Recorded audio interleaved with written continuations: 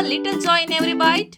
Dairy Fresh Ice Creams brings you 50 plus natural flavors with no added colors and the real taste of fresh fruits. Made with goodness from the Malenadu region. Dairy Fresh Ice Creams, a little joy for all.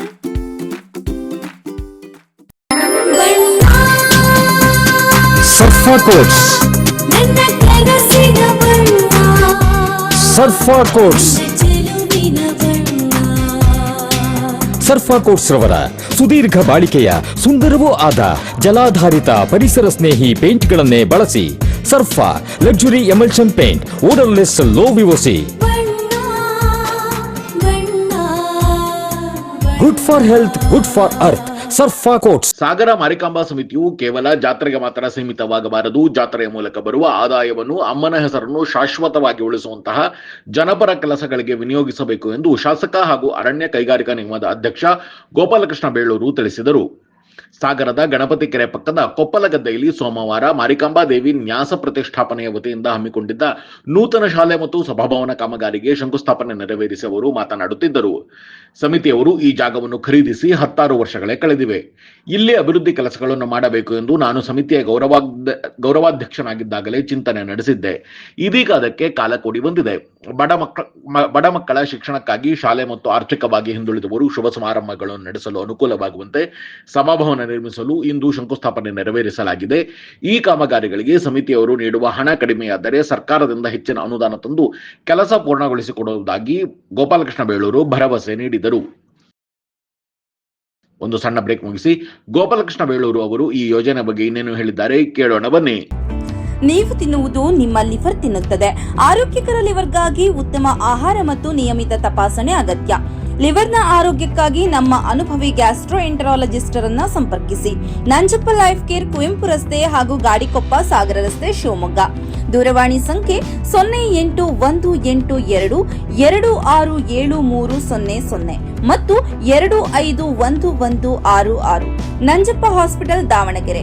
Maganur Basappa ರಸ್ತೆ, Taralabalu layout, Davanagere. ದೂರವಾಣಿ ಸಂಖ್ಯೆ 081922601111 ಅಥವಾ 260222.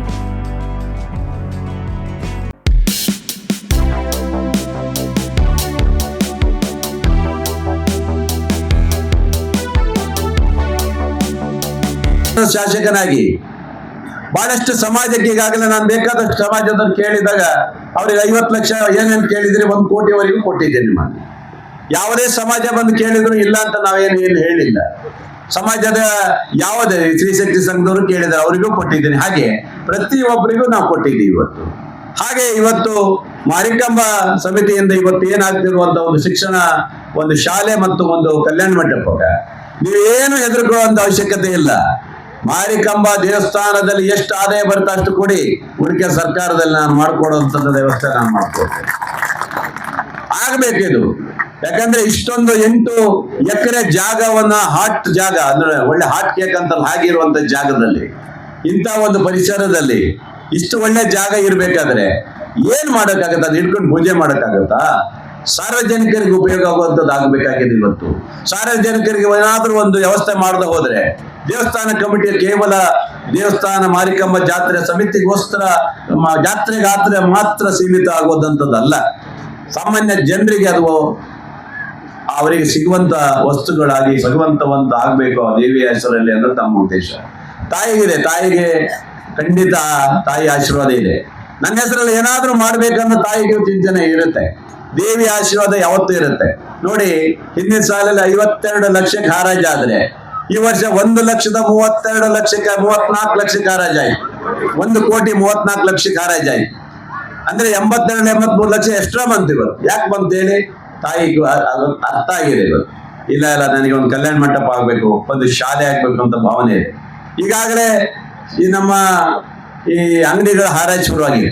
ನಿನ್ನೆ ಬರೀ 15-16 ಅಂಗಡಿ ಹಾರಾಜಾಗಿದೆ. ತಹಶೀಲ್ದಾರ್ಗೆ ಕೊಟ್ಟಿದ್ದೀನಿ. ಈ ಸರಿ ಮಾತ್ರ ಯಾವುದೇ ಒಂದು ಸಣ್ಣ ವ್ಯತ್ಯಾಸ ಇಲ್ಲ. ಯಾರು ಹಾರಾಜ್ ಹಾಕಿರ್ತಾರೆ ಅವರಿಗೆ ಸಿಗಬೇಕು, ಬೇರೆಯವ್ರಿಗೆ ಯಾರಿಗೂ ಆತರ ಕೊಡೋಂತ ಇಲ್ಲ. ನನ್ನ ಹತ್ರ ಒಂದು 50 ಜನ ಬಂದಿದ್ರು. ಸರ್, ಒಂದ್ ಅಂಗಡಿ ಏನಾದ್ರು ಮಾಡಿ ಅಡ್ಜಸ್ಟ್ ಮಾಡಿ ಕೊಡಿ ಅಂತ. ಅಡ್ಜಸ್ಟ್ ಮಾಡಿ ಕೊಡೋದು ಏನಿಲ್ಲ, ಅಲ್ಲಿ ಹೋಗೋ, ನೀನ್ ಅರ್ಜಿ ಹಾಕು, ನಿನಗೆ ಬಂದ್ರೆ ನಿನಗೆ ಸಿಗುತ್ತೆ, ಇಲ್ಲಾಂದ್ರೆ ಇಲ್ಲಪ್ಪ ಅಂತ ಕಳಿಸ್ಕೊಟ್ಟಿದ್ದೆ.